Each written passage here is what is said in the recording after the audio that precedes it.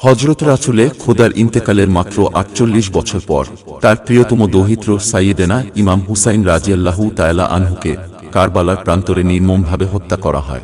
কেন এই যুদ্ধ সংঘটিত হয়েছিল এবং কেন তা মুসলিম উম্মাহর ইতিহাসে অত্যন্ত তাৎপর্যপূর্ণ?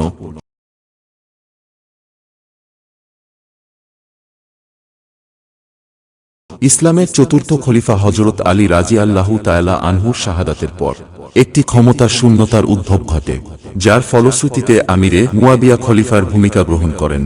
তার এ খেলাফত গ্রহণ মুসলিম উম্মাহর একাংশ বিরোধিতা করেন, যারা হযরত আলী রাদিয়াল্লাহু তাআলা আনহুর পুত্র ইমাম হাসানকে চেয়েছিল খলিফা হিসাবে, যিনি ছিলেন আল্লাহর নবীর দৌহিত্র। বছরের পর বছর দ্বন্দ্বের পর আরও রক্তপাত এড়াতে ইমাম হাসান রাদিয়াল্লাহু তাআলা আনহু আমিরে মুয়াবিয়ার সাথে একটি শান্তি চুক্তিতে স্বাক্ষর করেন। এই চুক্তিতে বলা হয়েছিল যে মুয়াবিয়া তারপরে কোনো উত্তরসূরি নিয়োগ করবেন না। ৬৭০ সালে ইমাম হাসানকে বিষ প্রয়োগে হত্যা করা হয়, ফলে তার কনিষ্ঠ ভ্রাতা ইমাম হুসাইন খিলাফতের দায়িত্ব গ্রহণের উপযুক্ত বলে বিবেচিত হন।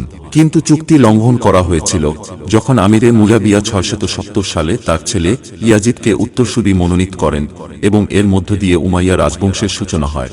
ইয়াজিদ দুর্নীতি, ঘুষ ও সহিংসতার মাধ্যমে তার ক্ষমতা বিস্তার করে। ইয়াজিদ তার শাসনকে বৈধ করার জন্য ইমাম হুসাইনের কাছে আনুগত্য দাবি করে, কিন্তু ইয়াজিদ প্রকাশ্যে দুর্নীতিগ্রস্ত, চরিত্রহীন এবং নৃশংস বলে পরিচিত হওয়ায় নবীর দৌহিত্র তা প্রত্যাখ্যান করেছিলেন।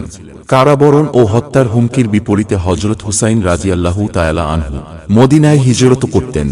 এ সময় কুফা থেকে হাজার হাজার চিঠি পেয়েছিলেন তিনি, যেখানে তার হাতে বায়াতের অঙ্গীকার ছিল।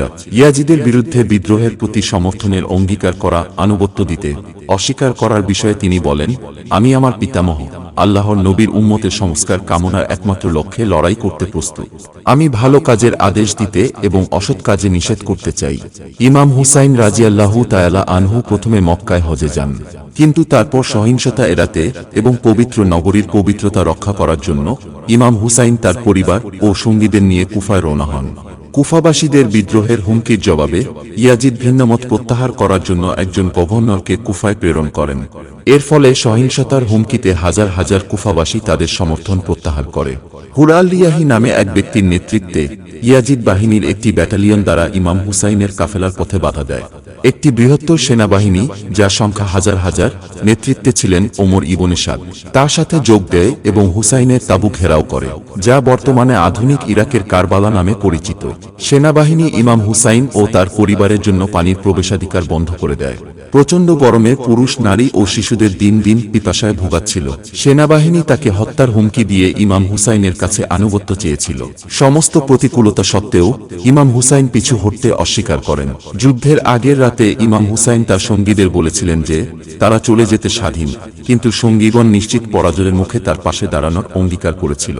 পরদিন সকাল, যা আশুরার দিন হিসাবে পরিচিত, ইমাম হুসাইন শক্তিশালী ভাষণ প্রদান করে বিরোধীদের স্মরণ করিয়ে দেন যে এখানে নবীর পরিবার আছে এবং যারা এখনও মদিনায় ফিরে যেতে চায়। হুসাইনের ভাষণে উদ্বুদ্ধ হয়ে হুর ইবনে সাদের বাহিনী পরিত্যাগ করে হুসাইনের সাথে যোগ দেন। যুদ্ধ শুরু হয় ইমাম হুসাইনের ৭০ জন বিজোট সঙ্গীর সাথে আনামের সেনাবাহিনীর বিরুদ্ধে, যা অনেক ঐতিহাসিকের সংখ্যায় ৩০,০০০। হুসাইনের সঙ্গীরা দলে দলে বীরের মতো যুদ্ধ করে যুদ্ধক্ষেত্রে শহীদ হন। অবশেষে ইমাম হুসাইনের পরিবারের হাতে গোনা কয়েকজন অবশিষ্ট থাকে। ৬ মাস বয়সী শিশুপুত্রের জন্য শত্রু বাহিনীর কাছে পানির জন্য অনুরোধ করা হলে শত্রুরা জবাব দেয় শিশুটির দিকে তাতাল তীর নিক্ষেপ করে। ইমাম হুসাইন রাদিয়াল্লাহু তাআলা আনহু শিবিরের নারী ও শিশুদের বিদায় জানান। তিনি অসীম বীরত্বের সাথে বীর বিক্রমে যুদ্ধ করতে থাকেন। অবশেষে তিনি ঘোড়া থেকে পড়ে যান এবং শত্রু সৈন্যদের দ্বারা বেষ্টিত হন। ইসলামের নবীর প্রিয়তম দৌহিত্রকে চারদিক থেকে নির্মমভাবে আক্রমণ করে শিরশ্ছেদ করা হয়। বর্ষার ডগায় করে দয়াল নবীজির নয়নমণি জান্নাতি যুবকদের সর্দার সাইয়েদেনা ছোট ইমামের মস্তক মুবারক নিয়ে যাওয়া হয়। পাশাপাশি হুসাইনের পরিবারের শিবিরের ভেতরে থাকা নারীদের তাঁবুতে আগুন লাগানো হয়। নবী পরিবারকে ইয়াজিদের বাহিনী বন্দী করে নিয়ে যায়। পরে সিরিয়ার দামেস্কে প্যারেড করা হয়। কারবালার কাহিনী মুসলিম উম্মাহকে নাড়িয়ে দিয়েছিল। এ খবর ছড়িয়ে পড়ে কারবালার যুদ্ধ জুড়ে বেশ কয়েকটি বিদ্রোহ শুরু হয়েছিল।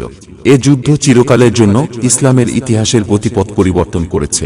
আশুরার দিন বিশ্বব্যাপী শোক পালন করে লাখ লাখ নবী প্রেমিক মুসলমান আওলাদে রাসূলের বীরত্বপূর্ণ অবস্থানকে সম্মান জানাতে ইসলামকে আর কোনো কিছুই এত প্রাণ ও মর্যাদা দেয় না যা দেয় শাহাদত। কবি নজরুলের ভাষায়, আজলা ভরে আনলো কি প্রাণ, কারবালাতে বীর শহীদান।